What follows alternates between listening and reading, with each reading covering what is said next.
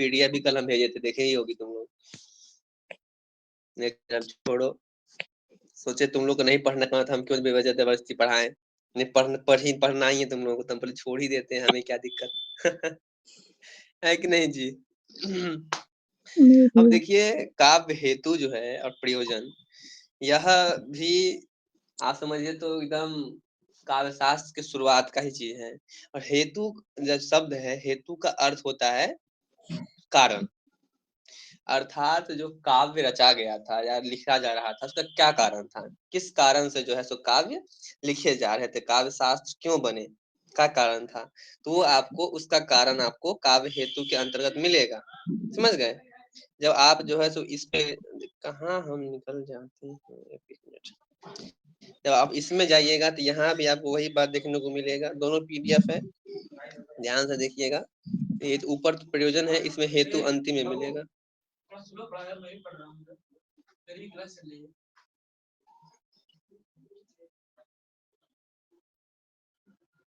ये प्रयोग करते रहे हो तुम, जो करना चाहिए तुमको।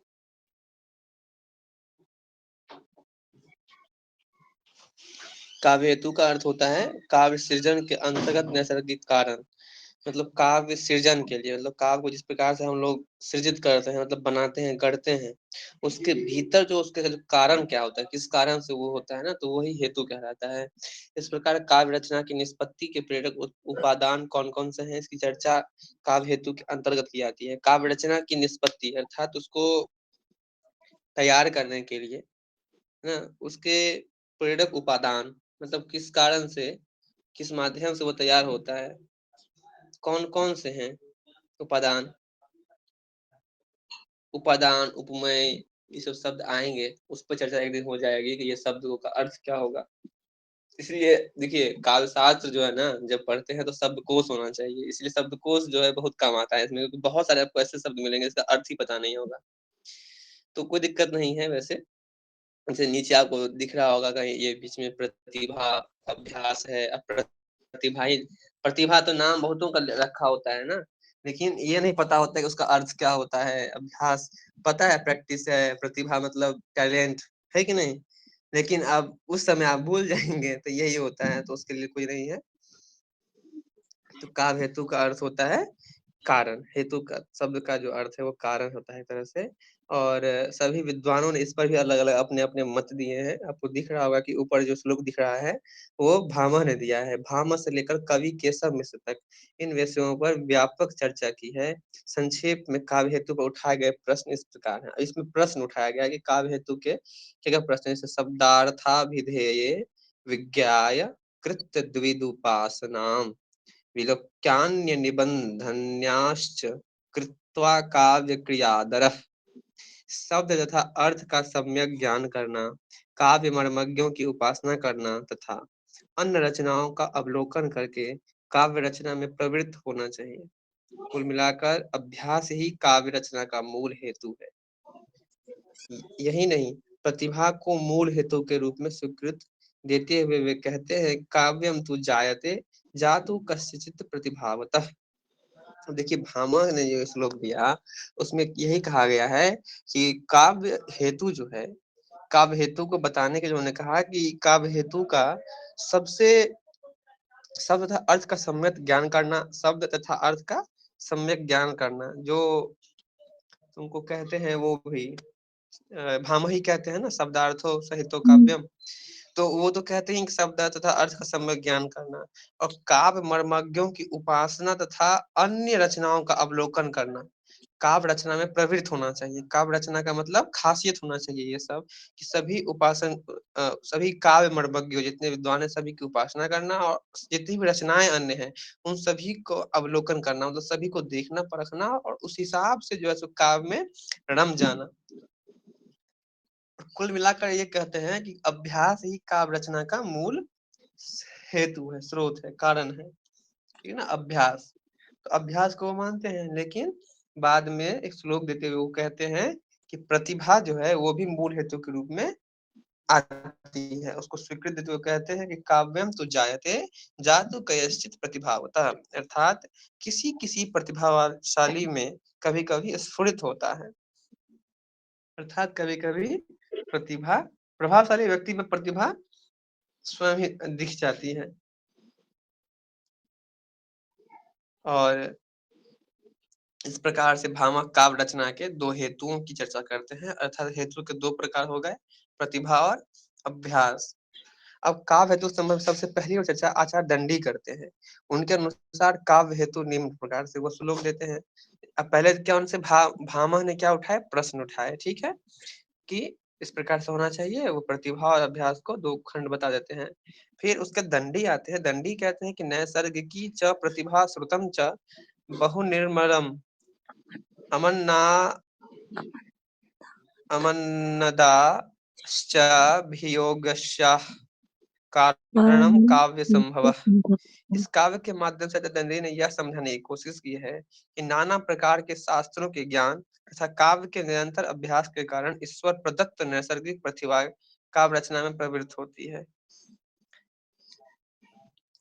समझाना चाह रहे हैं कि विभिन्न प्रकार के शास्त्रों के ज्ञान और काव्य के निरंतर अभ्यास, मतलब जितना है उस समय में शास्त्र है सभी को पढ़ना, उसका अवलोकन करना, ज्ञान और उसके काव्य के निरंतर से उसका अभ्यास, खास कारण जो ईश्वर प्रदत्त नैसर्गिक प्रतिभा, मतलब भगवान के द्वारा जो टैलेंट दिया गया होता है किसी कवि के भीतर, वह काव्य रचना में प्रवृत्त होती है। वह जो कविता है वह रचना में स्वतः दिखने लगता है।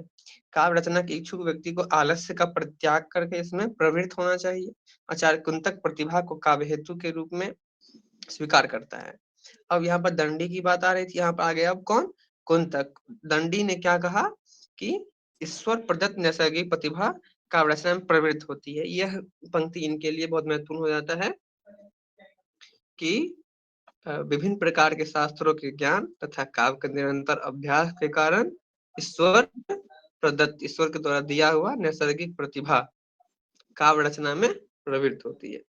यह उन्होंने काव्य का कारण बताया, इस कारण से काव्य बनते हैं। फिर काव्य रचना के इच्छुक व्यक्ति को आलस्य का परित्याग करके इसमें प्रवृत्त होना चाहिए। मतलब आपकी जो इच्छा है वह आलस्य को छोड़ करके इसकी जो प्रवृत्ति है, इसकी जो कारण है, उस हिसाब से आपका काव्य रचना होना चाहिए। तो ये वो कहते हैं कौन, दंडी कहते हैं। फिर बाद में आते हैं आचार्य कुंतक। कुंतक, अब देखिए यहाँ पर अलग हेडलाइन बना करके नहीं दिया गया है, पंक्ति में ही विद्वानों के नाम है, तो आप लोगों को बहुत गौर से देखना होगा। तो आचार्य कुंतक जो है प्रतिभा को काव्य हेतु के रूप में स्वीकार करता है। किसको, काव्य प्रतिभा को कहते हैं। प्रतिभा जो है वो काव्य हेतु है, मतलब काव्य का कारण जो मूल है वो प्रतिभा है। टैलेंट नहीं रहेगा तो काव्य नहीं हो पाए, तो वो है। उनके अनुसार नवन नव नवोन्मेषशालिनी प्रतिभा सर्वथा अपूर्व निर्माण में सक्षम है और वही काव्य हेतु है। राजशेखर ने काव्य मीमांसा के अंतर्गत काव्य के 4 हेतु की चर्चा की है। राजशेखर ने काव्य मीमांसा लिखा है, चर्चा ऊपर ही हो चुका था।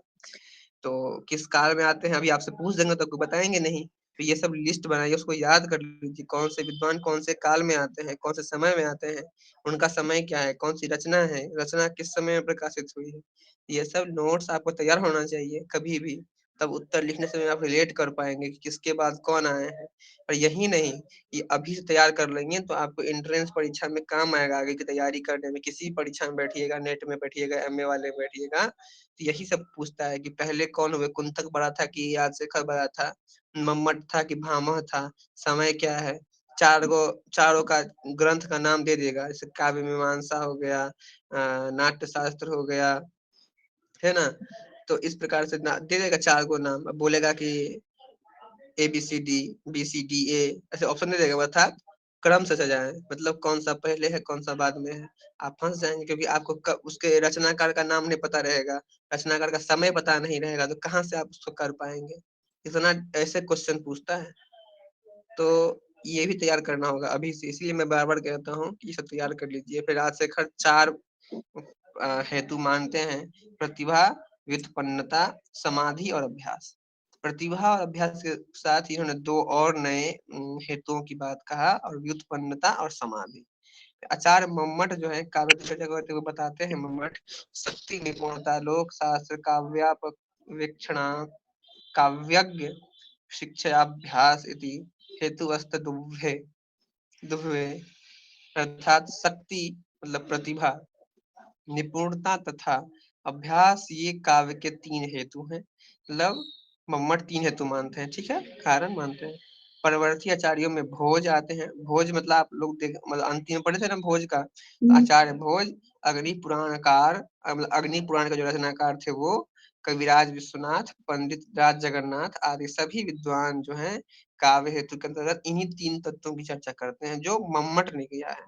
आप लोग नोट्स में लिख सकते हैं, आचार्य मम्मट ने एक सम्यक सर्वसम्मति से इनके तीनों खंडों को काव्य शास्त्र के काव्य हेतु के लक्षणों को, काव्य हेतु के प्रकारों को स्वीकृति मिली है। इन्हीं के आचार्य मम्मट के द्वारा किए गए दिए गए 3 प्रकार को सभी ने स्वीकार किया है।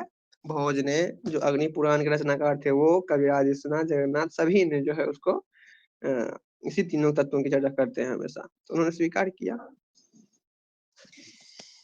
फिर आगे देखिए कि विद्वानों में सबसे अधिक प्रतिभा के पक्ष में कौन है, मतलब प्रतिभा को सबसे अधिक महत्व कौन सा देता है। तो इसमें प्राय 2 मत है।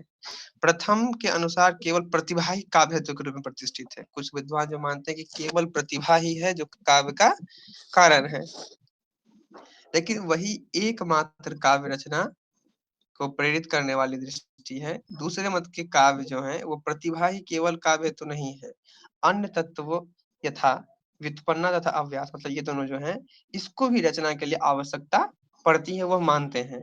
तो अलंकार शेखर के अंतर्गत केशव मिश्र बताते हैं, अलंकार शेखर मतलब ये उनकी रचना है, उसके अंतर्गत केशव मिश्र बताते हैं कि प्रतिभा कारणम तस्य व्युत्पत्तिस्तु विभूषणम।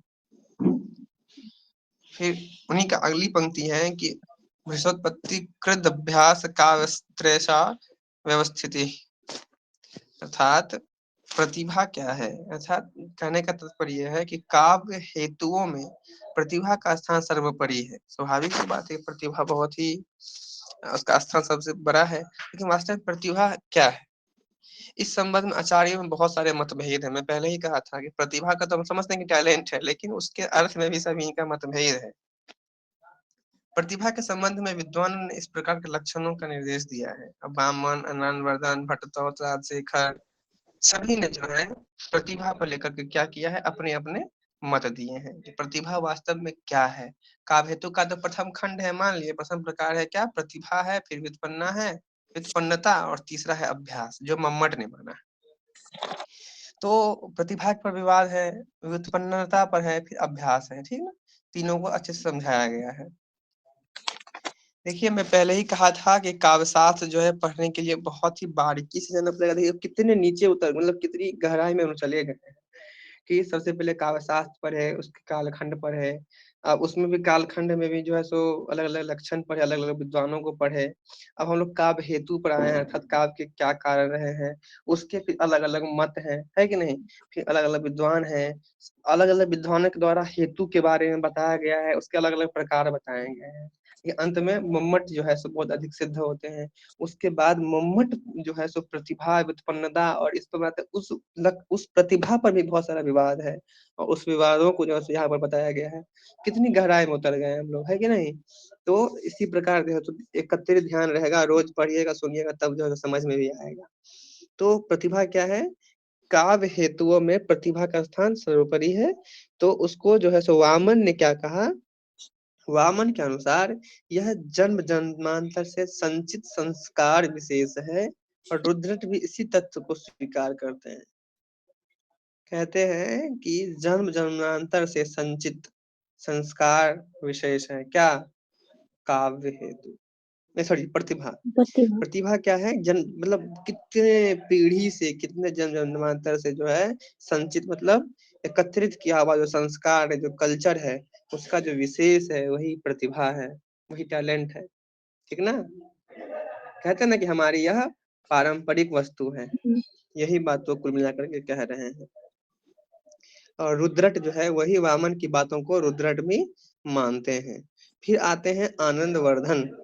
अब देखिए वामन, रुद्रट, आनंदवर्धन का समय क्या है, मैं बार बार कहूंगा कि आप लोग को जो मैं काम दे रहा हूँ उसको करते चलिए, और वो इतना जल्दी नहीं बन जाएगा, वो लिस्ट बहुत मुश्किल से बनेगा, समय देना पड़ेगा, समझना पड़ेगा तब बनेगा। आचार्य आनंद, मैं चाहता हूँ कि आप लोग खुद से बनाइए, इसीलिए कि मैं बना कर दे दूंगा, आप लोग ले लेंगे, देख लेंगे, उतार लेंगे, समझ नहीं पाएंगे। मैं समझ भी जाएंगे, मान लीजिए हम पढ़ा रहे हैं तो समझेंगे ही, कि हम चाहते हैं कि आप लोग खुद से उसको तैयार कीजिए। उस तैयार करने के क्रम में क्या होगा ना, कि आप लोग बहुत अधिक मेहनत करेंगे, समझ चीजों को समझने की कोशिश करेंगे, कालखंडों को समझने की कोशिश करेंगे, समय रखेंगे, ध्यान में समय को रखेंगे, उसके साथ उस समय में कौन सी भाषा हमारे यहाँ चल रही थी वो दिमाग में रखेंगे, है ना। फिर संस्कृत आचार्यों का समय क्या रहा था, बाद के आचार्यों का क्या समय रहा था, तो ये सब बातें थोड़ा सा आप लोग खुद सोचना पड़ेगा, करना पड़ेगा। और जब खुद से तैयार कर लीजिएगा तो समझिए एकदम बिल्कुल वो आपकी प्रतिभा बन जाएगी है कि नहीं। फिर दूसरे आते हैं आचार्य आनंदवर्धन। इनके अनुसार प्रतिभा जो है रचनाकार की नूतन निर्माण क्षमता प्रज्ञा है। नूतन मतलब बिल्कुल नया जन्मा हुआ, निर्माण क्षमता, निर्माण सक्षमता प्रज्ञा है, मतलब तुरंत निर्मित करने की जो एक भीतर कौशल होता है उसे प्रतिभा प्रतिभा समझते हैं। अभिनव गुप्त इसी संदर्भ में प्रतिभा को स्वीकृति प्रदान करते हैं। इसी संदर्भ मतलब जो आनंदवर्धन कहते हैं उसको अभिनव गुप्त भी अपना लेते हैं। उन्होंने प्रतिभा के लिए कहा कि प्रतिभा अपूर्व वस्तु निर्माण क्षमता, ये श्लोक देते हैं और पद का प्रयोग किया है। उन्होंने एक अन्य स्थल पर बताया है कि सर्वथा मौलिक, सर्वथा अद्भुत को रचकर प्रस्तुत करने वाली प्रज्ञा का नाम प्रतिभा है। सर्वथा मौलिक मतलब अपने, मौलिक मतलब स्वयं की महत्वाकांक्षा भाव, और अद्भुत अर्थात आपके भीतर जो अद्भुत क्षमता है उसको रचकर जो आप प्रस्तुत करते हैं जो कला को, वही प्रतिभा कहलाता है। इतना ज्यादा एक्सप्लेन जो है सो नहीं किया जाता है काव्य शास्त्र में, हालांकि बस इतना समझ लीजिए कि ये सभी विद्वान हैं और इन लोगों जो है काव्य की प्रतिभा को लेकर के ये सभी वचन देते हैं, और इसका मत इधर इस प्रकार है। अर्थात ये लोग क्या है कि केवल प्रतिभा को ही क्या कर दिए, आप जो ऊपर पढ़े थे अभी हम क्या बताए थे कि दो प्रतिभा के पक्ष में, दो विद्वानों के सबसे अधिक प्रतिभा के पक्ष में ही है, लेकिन इसके दो मत हैं। कुछ लोग क्या मानते हैं कि प्रतिभा क्या है, कि बस प्रतिभा ही एक ऐसा है जो काव्य हेतु के रूप में प्रतिष्ठित है। कुछ विद्वान मानते हैं कि प्रतिभा के साथ साथ व्युत्पन्नता और अभ्यास भी काव्य हेतु का प्रमुख प्रकार है, प्रमुख भेद है। लेकिन प्रतिभा का अर्थ क्या होता है वास्तव में, वो आपको यहाँ पर दिया गया है, तो राजशेखर तक आप उसको पढ़ लेंगे। और इस प्रकार विविध विद्वान जो है प्रतिभा का अर्थ विवेचन अपने ढंग से करते हैं। रचना प्रक्रिया में अद्भुत निर्माण करने की सामर्थ्य से युक्त कवि की प्रज्ञा शक्ति का नाम प्रतिभा है। रचना प्रक्रिया में मतलब किसी भी चीज को रचने की प्रक्रिया में अद्भुत निर्माण, मतलब होता है ना कि ये अद्भुत है, अद्वितीय निर्माण करने में, मतलब जो अभी तक कुछ नहीं हुआ है वो करने में सामर्थ्य से युक्त कवि की प्रज्ञा, उनके पास जो क्षमता होती है, जो उनके कौशल होता है, उनके पास जो शक्ति होती है, उनका नाम जो है वह प्रतिभा कहलाता है। प्रतिभा कहाँ होता है, कवि के भीतर होता है ना। तो वही सभी ने एक्सप्लेन किया। और काव्य हेतुओं में प्राय सभी दृष्टि में यह अग्रगण्य है, और इसके अभाव में श्रेष्ठ कविता की रचना संभव नहीं है। अर्थात काव्य हेतु का सबसे प्रमुख और सबसे आगे रहने वाला जो प्रकार है वह क्या है, प्रतिभा है। और प्रतिभा के बिना कोई भी बड़ी कविता, श्रेष्ठ कविता नहीं रची जाती, वह संभव नहीं है। स्पष्ट हो गया प्रतिभा क्या है। अब है व्युत्पन्नता। व्युत्पन्नता का अर्थ है संस्कार मार्जन। संस्कार मार्जन का अर्थ क्या है, आप जो देखिए कि बहुज्ञता का अर्जन एवं प्रतिभा को उसे संयोजित करना। मतलब जो प्रतिभा है, जो हमारे भीतर जो कला है उसको एकत्रित करना, संयोजित करना। और बहुज्ञता का अर्जन मतलब विभिन्न प्रकार की, मतलब बहुज्ञता मतलब जो बहुलता है, अनेक प्रकार के सौंदर्य हैं, उसको एकत्रित करना, अपने भीतर समाहित करना। भोग्यता अर्जन मतलब लेना, उस भोग्यता को प्राप्त करना और प्रतिभा को उसे संयोजित करना जो है संस्कार मार्जन कहलाता है, उसे ही व्युत्पन्नता कहते हैं। फिर शास्त्र ज्ञान, लोक ज्ञान, परंपरा, शब्द स्मृति, अभिधान कोश, छंद शास्त्र, चित्रकला, काव्य कला आदि जो है समग्रता से मंडित करना ही व्युत्पन्नता है। अर्थात अभी बताया ना भोग्यता का अर्जन, ये सब क्या है, भोग्यता है, इसका अर्जन करना जो है सबको मंडित करना, इस सबको मतलब समग्रता से एक रूप से अपने भीतर समाहित करना व्युत्पन्नता कहलाता है। प्रतिभा के साथ विविध परंपराओं के ज्ञान आदि तत्व आदि रचना में नहीं है तो वह अपने को संपूर्णतः स्फुटित नहीं कर पाती। ऐसी स्थिति में उसके लिए व्युत्पन्नता एक महत्वपूर्ण तत्व है। ठीक है, समझने की बात ऊपर की 2-3 पंक्ति इसको कंसेप्ट समझ ली, व्युत्पन्नता क्या है।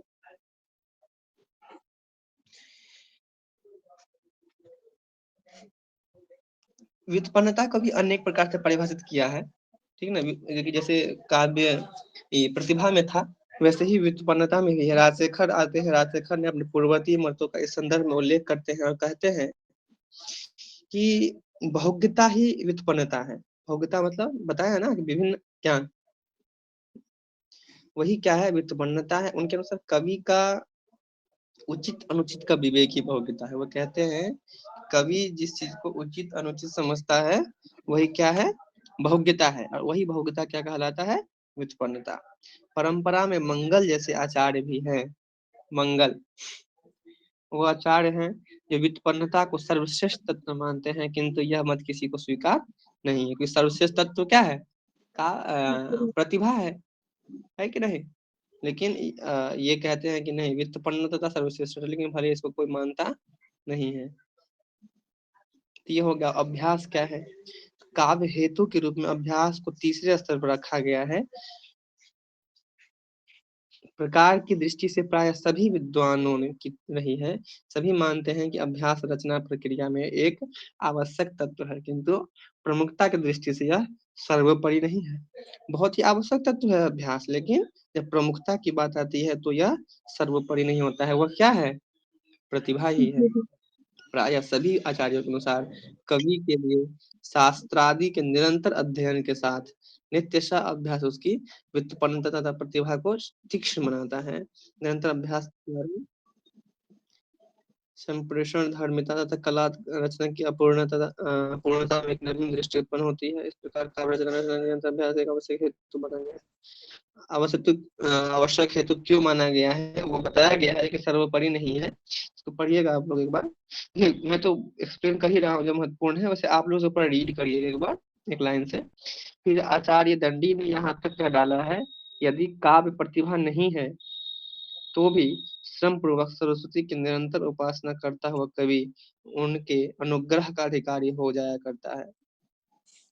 अर्थात जो दंडी जिन्होंने सबसे पहले हेतु की बात कही थी, उन्होंने यह यहाँ तक कह दिया था कि काव्य अगर प्रतिभा नहीं है ना, तो भी श्रम पूर्वक मेहनत से सरस्वती की निरंतर उपासना करता हुआ कवि, जो कवि जब हमेशा भगवान भगवती की उपासना करता है, उन पर नील रहता है, उनकी भक्ति करता है, तो उनके अनुग्रह का अधिकारी हो जाया करता है।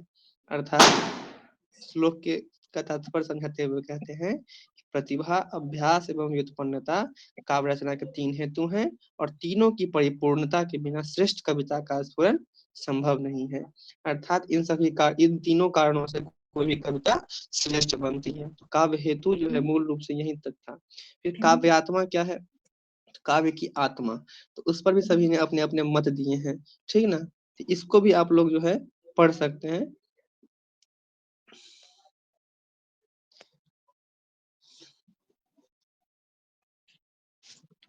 इसको भी आप लोग एक बार देख सकते हैं कि इसमें दिया हुआ ना कि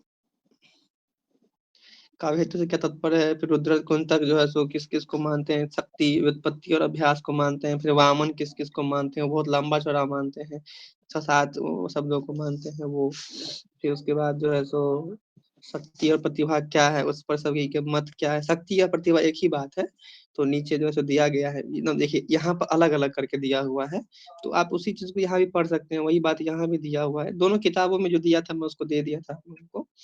तो ये है, ये काव्य हेतु के बारे में बताया गया है, अभी आप लोगों को नीचे पढ़ाया हूँ मैं।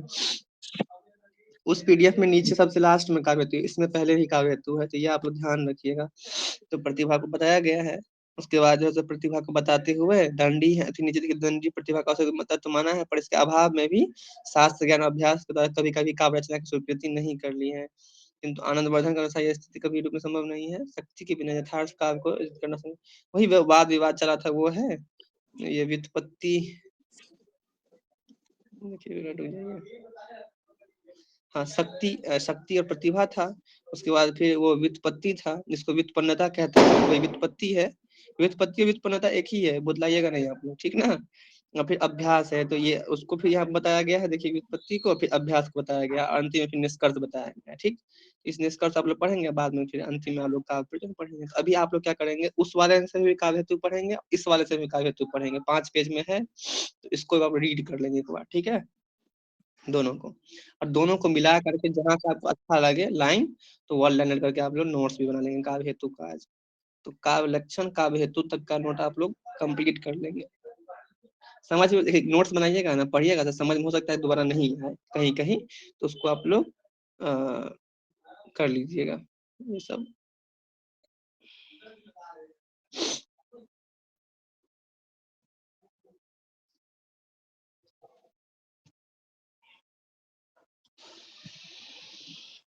जब आप